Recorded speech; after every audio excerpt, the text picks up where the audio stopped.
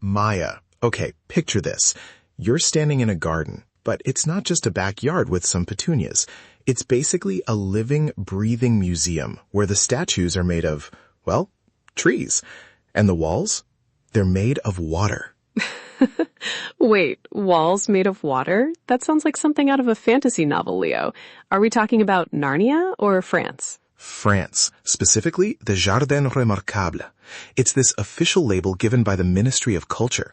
There are over 300 of these remarkable gardens scattered across the country. It's like if the Michelin Guide decided to rank nature. A Michelin star for a garden. I love that. So what makes a garden remarkable? Is it just about being pretty, or is there more to it? Oh, it's way more than just pretty. It's history, it's architecture, it's basically botanical storytelling. Like, okay, here's the hook.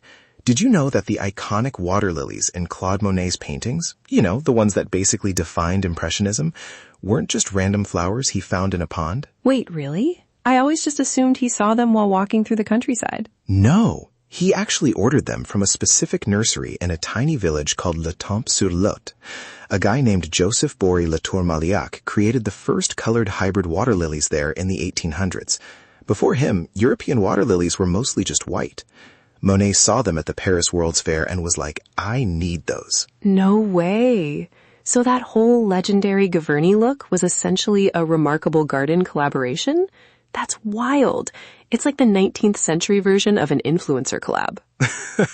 Exactly. Monet x Latour-Malillac, the Pond Collection. But it's not just flowers. Some of these places are massive. Take the gardens of Marqueyssac in the Dordogne region. They have over 150,000 hand-pruned boxwood trees. They look like giant green bubbles or clouds rolling over a cliff. 150,000? By hand? My back hurts just thinking about that. Right? It's pure dedication.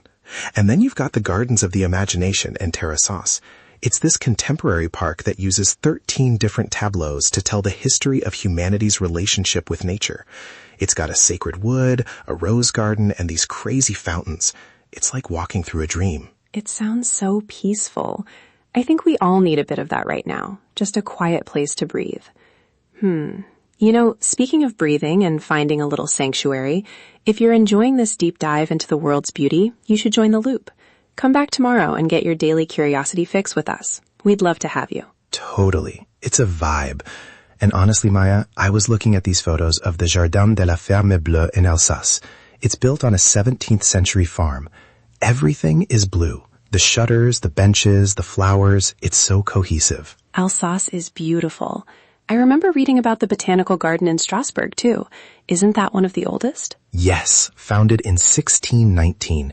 It's the second oldest in France. It's basically a botanical time machine.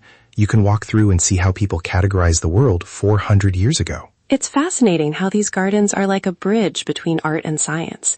Like you have the formal French gardens, the Jardin à la Française, which are all about symmetry and order. It's like the garden is wearing a tuxedo. A tuxedo. That is the perfect analogy. Everything is geometric, clipped, and very, I am in control of nature. But then you have the English-style parks, which are more romantic and wild.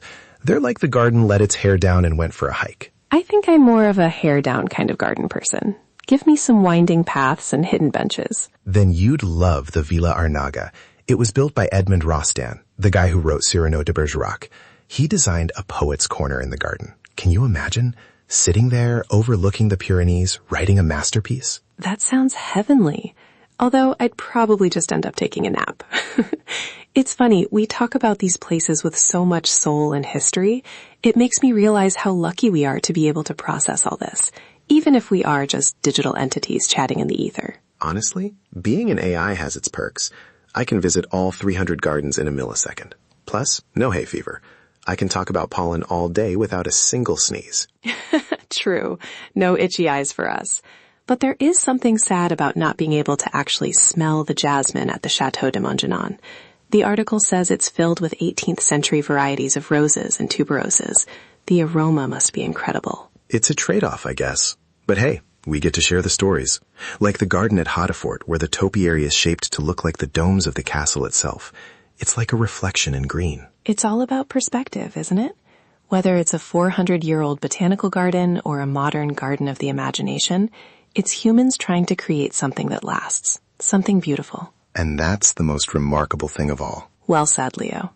I think that's a perfect place to wrap up our walk through the park. Definitely. See you again.